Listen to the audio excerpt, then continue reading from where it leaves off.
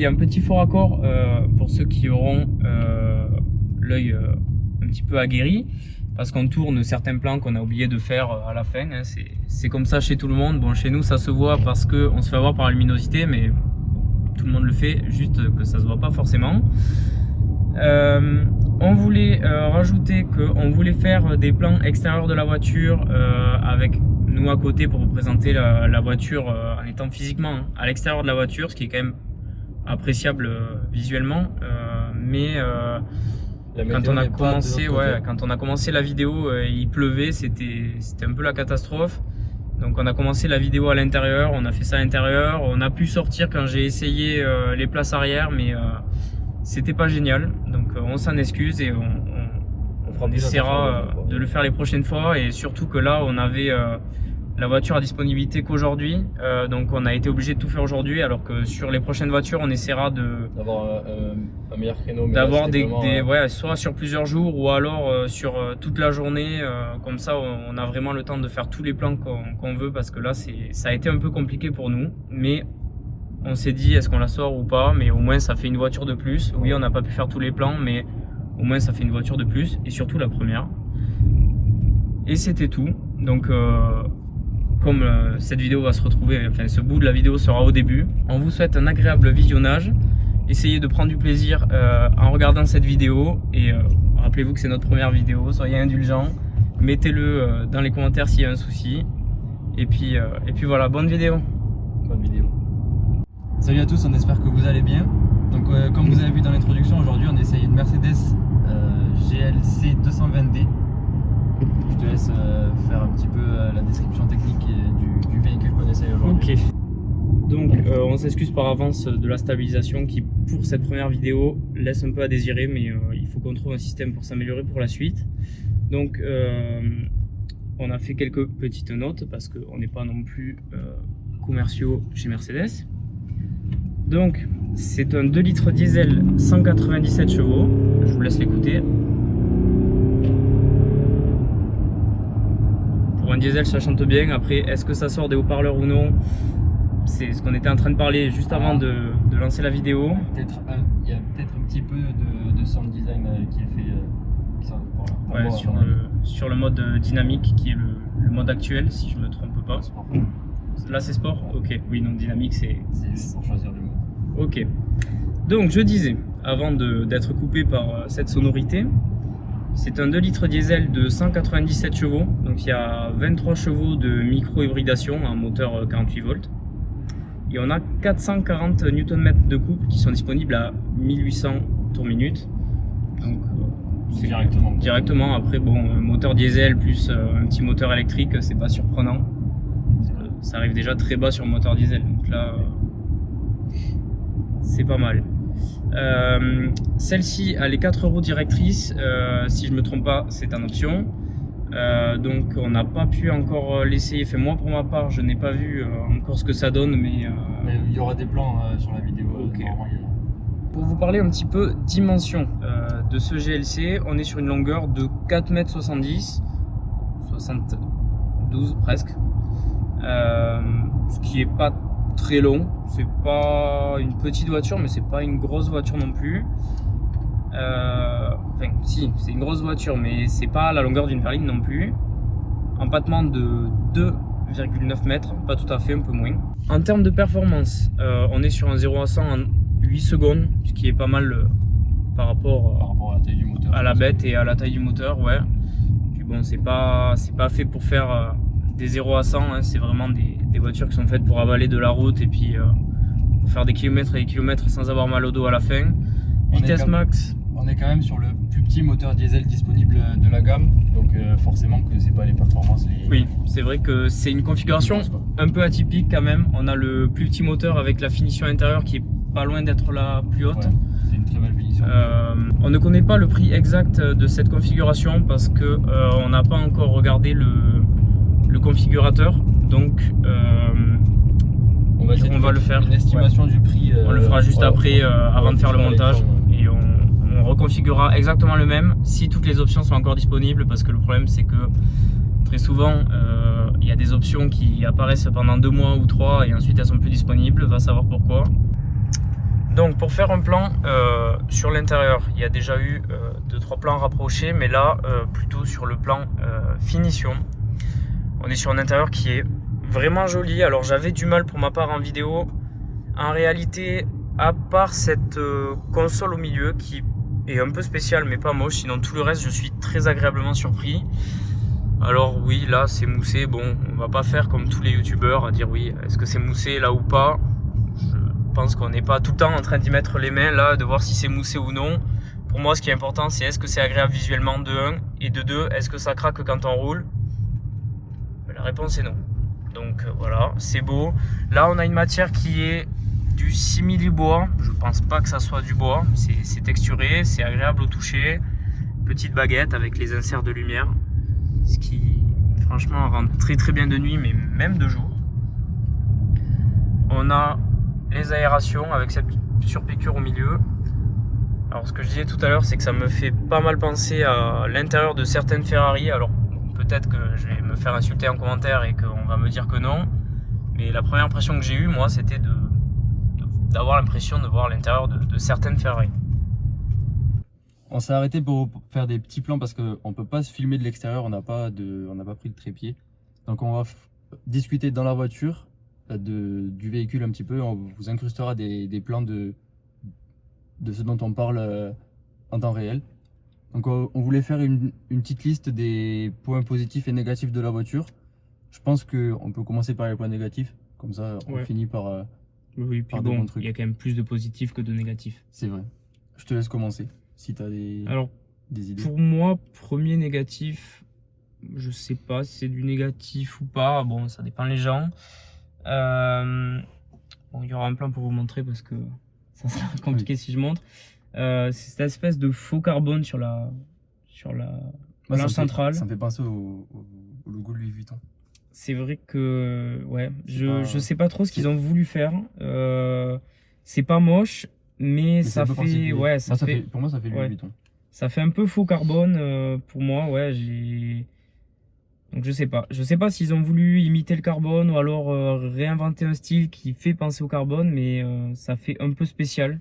Ça fait un peu de tâche dans tout l'écosystème de la voiture, mais pour le reste là, j'en ai pas d'autres qui me viennent en tête pour le moment. Je sais pas si toi t'en as, toi qui l'as conduit.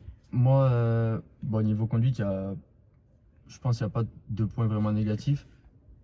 Forcément, rapport pas puissance, on n'est pas dans les meilleurs rapports comparé à d'autres petites citadines. Quand je passe à une Peugeot 208 ou quoi, ça c'est sûr.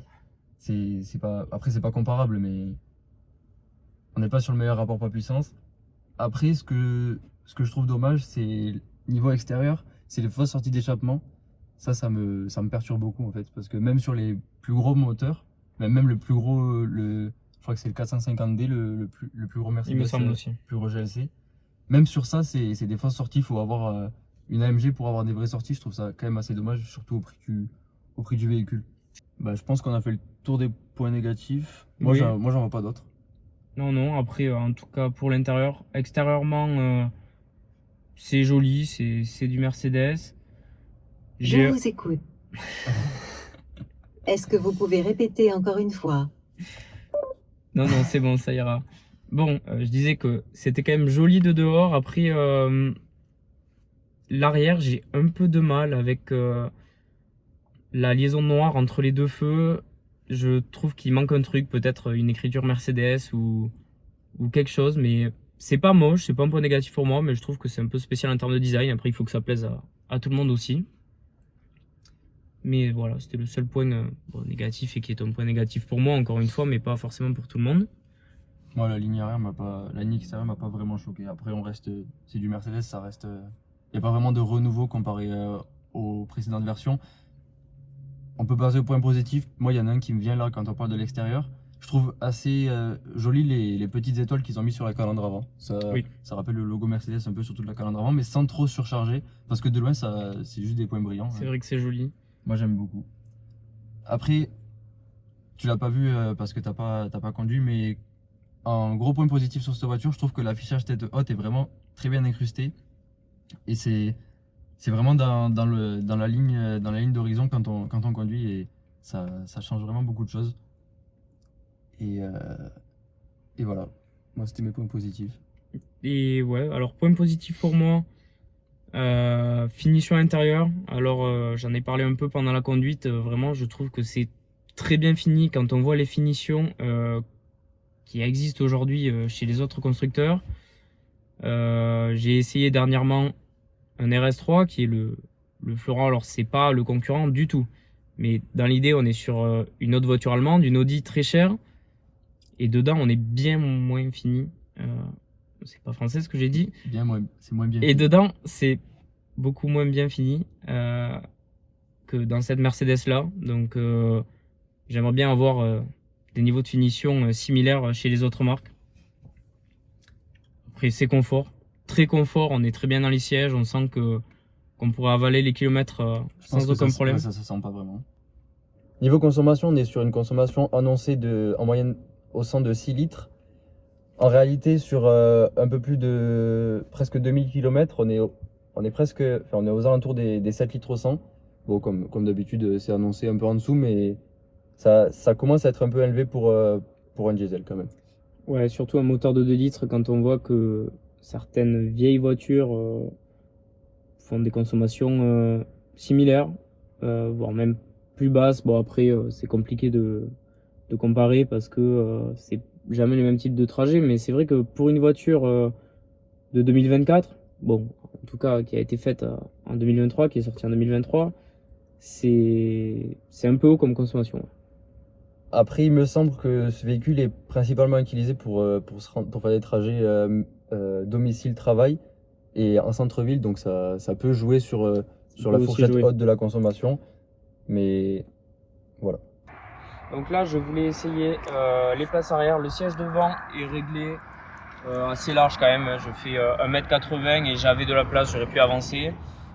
Donc si je me mets à l'arrière, attention. Bon, en termes de hauteur sous plafond, on est plus que bon. J'ai les genoux limite, mais encore une fois, devant, j'aurais pu m'avancer. Mais franchement, on est plus que bien assis. Sans parler de la place, parce que bon, le siège est un peu trop reculé. Mais on est bien assis. Il y a de la luminosité en plus avec ce toit panoramique. Que dire de plus? On a la clim quadrizone. Non, franchement, c'est top. Pour faire de la route à l'arrière, je pense que les passagers arrière sont très très bien assis. Ce qui est franchement un gros point positif. Même à l'arrière, il y a des efforts sur les finitions. On a le son qui est, je ne sais pas si c'est en option, mais on est sur du Burmeister, ou je ne sais pas comment ça se prononce, je ne connais pas la marque. Bon, allez, on va se réécouter ce moteur chanter un peu.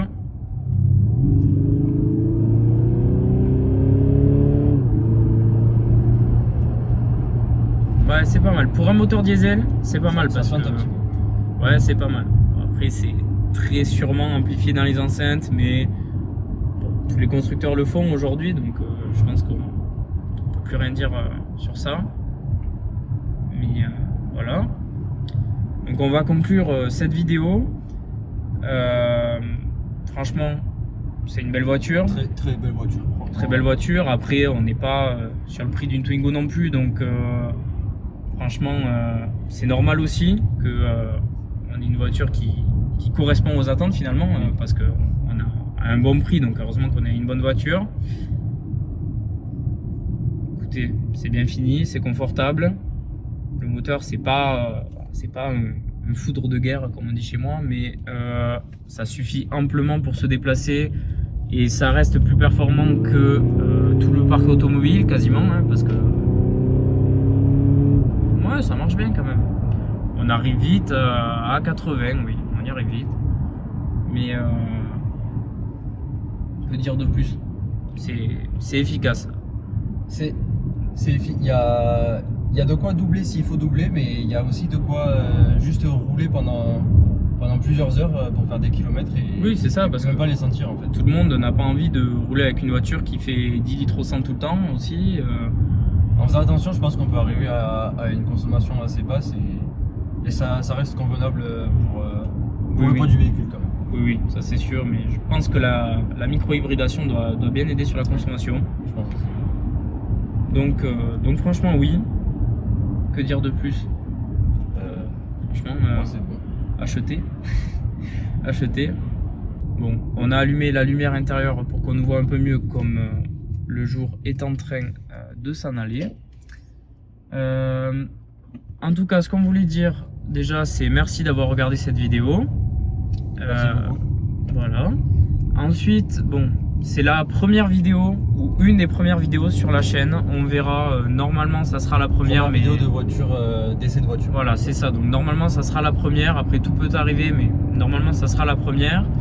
Donc faut être indulgent. On n'a pas encore tout le matériel ni rien et on n'a pas encore une grosse base de comparaison, notamment sur des voitures à des prix aussi conséquents que celle-là. Donc au fur et à mesure des vidéos, on se fera une base et on arrivera à comparer, parce que c'est vrai que là c'est assez difficile de comparer. On sait que on a dit que cette voiture était bien, mais On est vraiment ébloui par le truc parce qu'il n'y a vraiment pas trop de comparaison, quoi. oui, voilà, c'est ça. C'est que pour le moment, pour ma part, j'ai essayé 2-3 sportives un peu chères, comme j'ai dit tout à l'heure. J'ai déjà essayé une RS3 ou une Golf 8R qui sont des voitures chères, mais c'est pas du tout le même marché. C'est pas fait pour être confortable, c'est pas aussi bien fini dedans, donc il n'y a pas vraiment de comparaison à avoir. Donc c'est vrai que c'est un peu compliqué pour nous, mais petit à petit ça va se faire. En tout cas, on espère que cette vidéo vous aura plu. N'hésitez pas en commentaire à indiquer si jamais vous souhaitez avoir certaines informations pour cette vidéo ou pour d'autres vidéos. On prend tous les conseils et toutes les remarques, qu'elles soient positives ou négatives au passage. N'hésitez pas à vous abonner pour être au courant des prochaines vidéos si notre format de vidéo vous a plu. Et on vous dit à la prochaine. Ouais, à la prochaine.